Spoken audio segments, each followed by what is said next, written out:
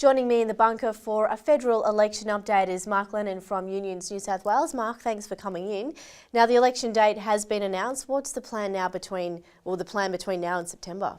The plan now is to get the message out to working people in New South Wales about what the policies of the coalition are in industrial relations and what that means for working people if they were to come to power. And what's at risk under Tony Abbott? Well, there's 5 key areas that are at risk. Firstly, there's the issue of penalty rates. Tony Abbott doesn't support penalty rates. The coalition doesn't support penalty rates. They'll have an inquiry led by the Productivity Commission into the issue of penalty rates, but we know the outcome, that slowly but surely we'll see penalty rates phased out. Secondly, there's the issue of individual contracts. Now, at the present time, there's things called individual flexibility agreements, which are individual contracts, and the coalition will seek to expand those within the workplace and allowing employers more opportunity to offer those to employees and making it more difficult for employees to get out of those sort of contracts.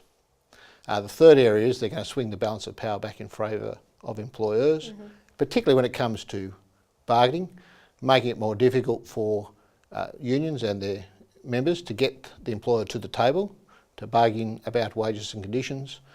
Productivity will have to be an element of negotiations when it comes to enterprise agreements, whatever that means. And of course, if employers want to have a greenfield site, that is a site where there's no employees and the union won't bargain with them, then they can put their own agreement in place. So all sorts of power swinging to the employer.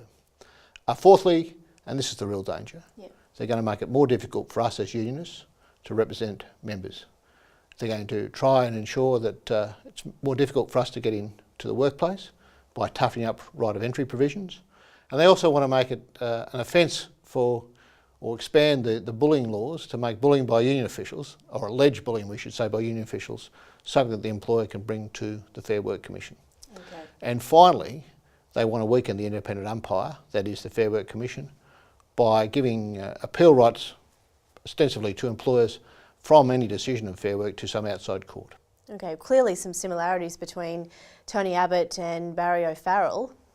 Oh, no doubt, and the modus operandi is the same. That is, they don't come through the front door and attack wages and conditions directly.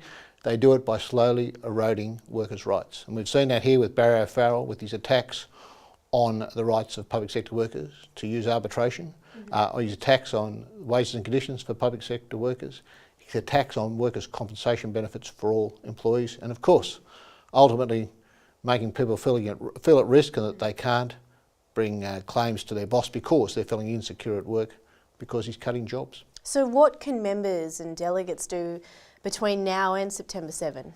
There's a very strong union campaign out there. They can go to the website, they can go to the Unions New South Wales website to get involved in that campaign. That will then direct them to the Australian Unions website as well, where there's lots of resources available, or simply the best thing they can do is talk to their union about getting involved in the campaign. And finally, how would you sum up what it would be like if Tony Abbott became Prime Minister? Well, Emily, let me just read you a quote from when he was Workplace Relations Minister back in 2002 under the Howard government. Tony Abbott was the Workplace Relations Minister at the time, and he was speaking at a conference and he was asked a question about employment practices, etc., and he was talking about bosses. And this was his quote: "If we're honest, most of us would accept that a bad boss is a little bit like a bad father or a bad husband. Notwithstanding all his or her faults, you find that he tends to do more good than harm. He might be a bad boss, but at least he's employing someone, while he is in fact a boss."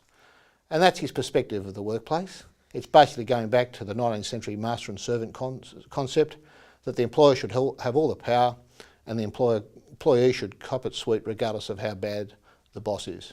And that's just totally ridiculous in the 21st century. That's not the way a workplace should run, but that's what we're confronted with if Tony Abbott comes to power. So people really need to understand the implications. Absolutely. Well, thank you very much for joining us, and we'll see how the next couple of weeks unfold. Thanks, Emily.